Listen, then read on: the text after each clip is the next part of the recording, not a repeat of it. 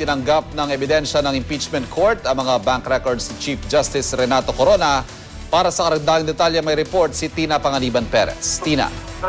Yes, iba niya nang napagkasundoan ng mga senador sa katatapos na nakokus nila kanina. Inanunsyo mismo ni Senate President Juan Ponce Enrile na ibinasura nila itong motion ng defense to suppress evidence na konektado sa mga bank accounts ni Chief Justice Renato Corona.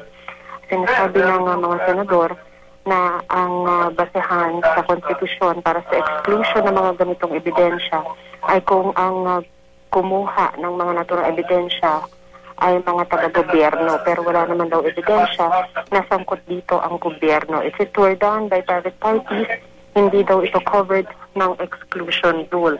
Ang isa pag napagkasundoan sa caucus ay hindi ipakukulong ng impeachment court itong si Atty. Vitaliano Aguirre.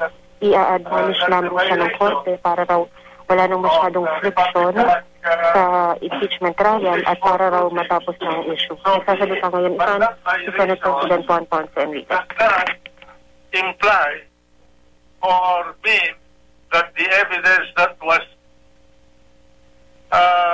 released in violation of the law could not be admitted as an evidence.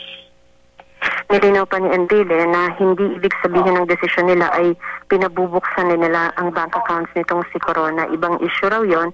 Ang issue ngayon sa caucus ay ang pagbasura sa motion to suppress evidence. Maglalabas daw sila ng iba pang ruling kaugnay naman sa formal offer of evidence kung saan kasama nga sa mga prosecution evidence itong tungkol sa mga bank accounts ni Chief Justice Renato Corona. Ivan? Maraming salamat, Tina Panganiban Perez.